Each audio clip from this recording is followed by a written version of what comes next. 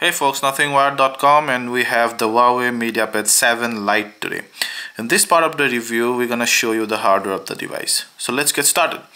It's a 7-inch tablet and a beautiful one too. It has a unibody design, so you cannot remove the battery here. Nice aluminium built with patches of white high-end plastic here and there. There you see. So the front is mostly dominated by the 7-inch IPS LCD display. It's very glossy, as you can see the fingerprints all over. It has a 0.3 MP front camera there. This side there's nothing much. This side you have the power button, the volume rocker, space for micro SD card and the SIM card. Below you have the micro USB port there, and then the 3.5mm jack. Nothing, as I've showed you, nothing on the top. On the back side you have the 3.2 MP rear camera with no LED flash and the speaker. It is certainly not the lightest device in the market, nor the thinnest, but these round edges gives it a pretty good hold, and it just about fits into your hand. There you go. Although it's not very rugged, you see the sides when you press it, you'll find just a bit of rickety, so the finishing is not, there you see the sounds. So the finishing is not exactly A+ grade, but overall it's a gorgeous tablet, at least for the price that you have. So you're gonna come back with the user interface. Thank you.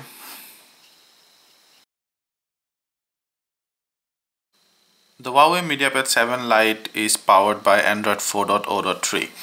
That's ice cream sandwich. You can see the familiar unlock screen there. You can see the date, time, and that's the circular unlocker. You can drag it up to go to the contact menu, down to go to the messaging menu, left to the camera menu, and here to the home screens. There, see, it takes a while. So that's 5 of the home screens. You cannot add or remove the home screens. Long press on empty space will only allow you to add wallpapers. To add widgets there, you'll have to go to the widget menu here and then long press. Removing an widget is usual. So there is this taskbar always present, like in case of the Nexus 7. You have the back button, home, and recent app button there. You also have a notification bar. These are the quick notifications, receiving mails and some program status. Tap it once to view the quick notification. Tap it again to go to some quick function toggle menu. Tap it again, then here to close it.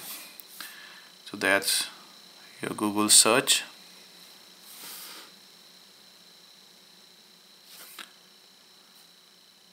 The voice search.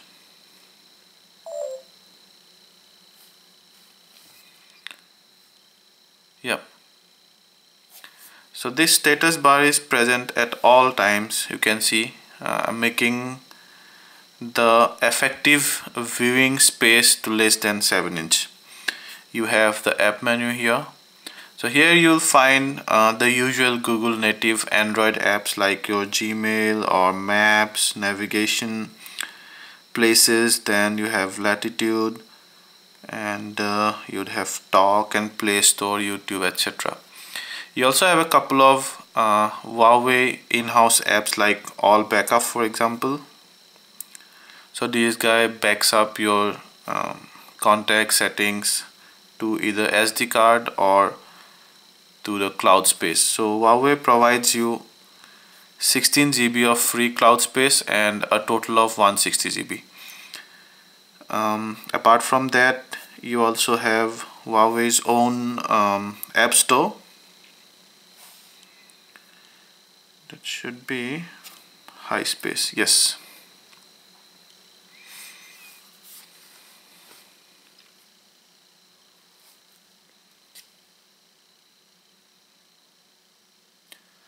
So you have all sorts of apps, games, and other stuffs here. It's still loading because I've started for the first time.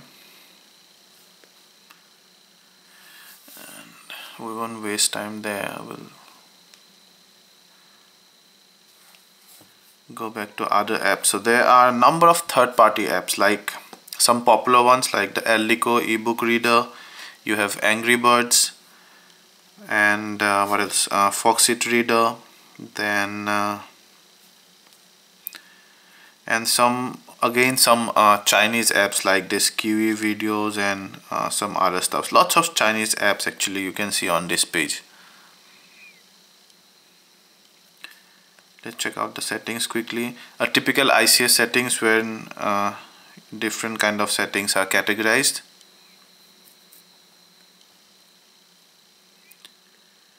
There you see, let's go to About Tablet. You can see it runs on Android 4.0.3. That's the build number. Not much of a surprise there. So let's check out the browser. Again, the usual ICS browser. You can request a desktop site. By default, this tries to load the mobile site if your website has a mobile version. You can add more tabs from here or close them. These are the settings.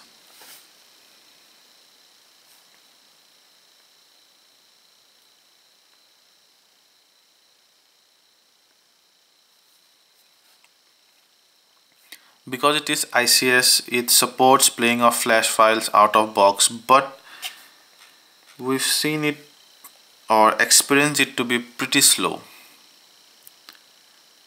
The rendering of a full-size web page is also pretty slow.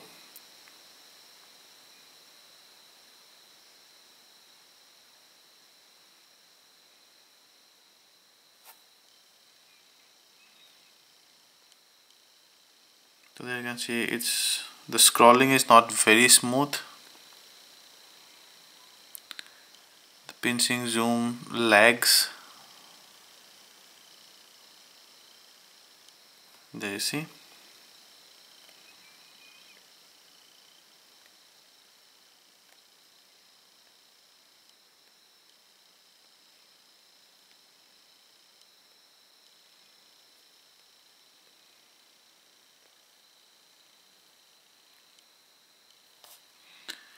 Yeah.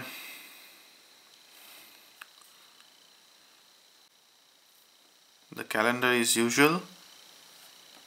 That's how you create events. The keyboard is pretty spaced out and very comfortable to write. You have the 3.2-inch snapper. There you see, but it takes a while. It takes about half a second before taking a photo. So that's pretty slow. That's the zoom, 3x at the max. There you can see. So you have some settings like white balance settings, couple of scene modes. You can geotag your photo, and you can change your still sizes there. The video recording also has the 3x zoom and the white balance settings. Plus you can take some time-lapse videos. That's the maximum video size, 480p, and then you can geotag your videos as well. There you see, starting off video time is pretty decent.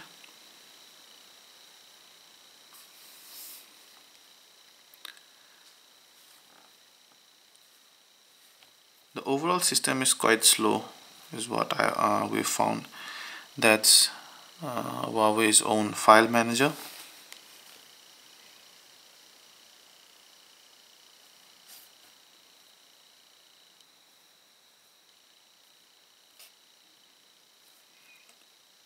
Then you have the gallery, typical ICS style gallery. You will have all the albums arranged in stacks.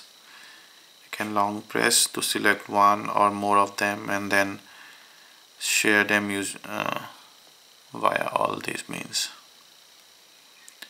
You can also delete and do some other stuff.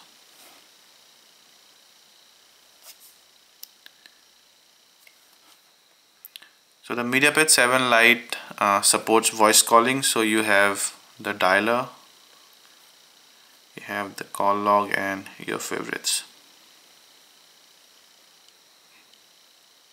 You also have the messaging that supports threaded view like on your Android phone. You have a contact app that's separate from your dialer. Google Play Music, of course, a new addition here. Then you have a video player that can play a full HD video, pretty cool. You have a movie studio with which you can do some basic video editing.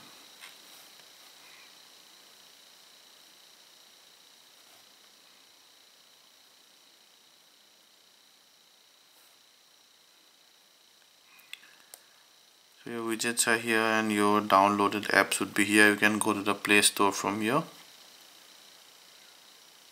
No menu options of arranging the apps anywhere or sorting.